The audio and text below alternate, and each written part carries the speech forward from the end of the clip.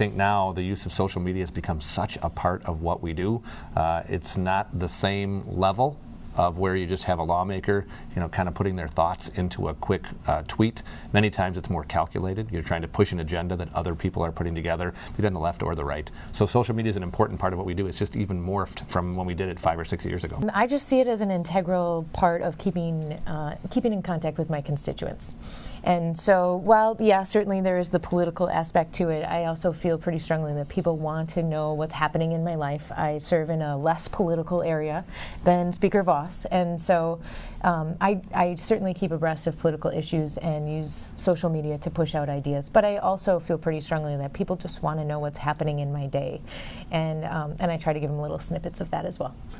The characteristics of a legislator are a stronger predictor of whether they'll use social media than the characteristics of their assembly district. And like you had mentioned, as expected, they tend to be younger. Female legislators tend to use social media more. And also legislators who use traditional methods of communicating, like newsletters, actually use social media more. Legislators who are using Facebook and Twitter, they don't seem to be using Twitter to reach the media, which was kind of counterintuitive, because if you look, there was a Pew Research study that came out last year, and Facebook is obviously more popular than Twitter, so only 16% of the general public are using Twitter. But lawmakers almost across the board were saying we primarily use social media to reach our constituents. But if you look at Twitter, it usually is, kind of politicos, movers and shakers, and media.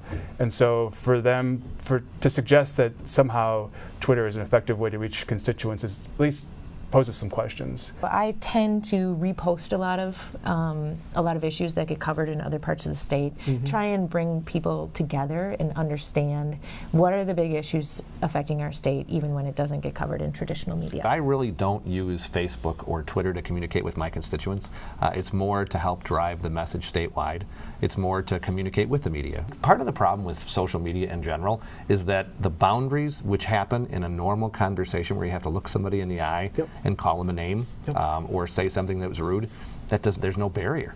So people have now, even elected officials make dumb decisions where they say things online they would never say to the person, if they were standing next to them. If it's really an attempt to inform and say, okay, here's a story that you can read and comment on, here's a bill that's been proposed, here's an idea. But sometimes I think that we help to drive the division in our state by doing things that aren't based on fact, that are much more based on innuendo or kind of this black helicopter theory. Our society is segmenting along, the neighborhood you live in, the friends that you have, the job that you choose, the friends on Facebook. They seem to mirror your own beliefs as opposed to challenge them. So I think that's what social media really does. It reinforces what we already believe.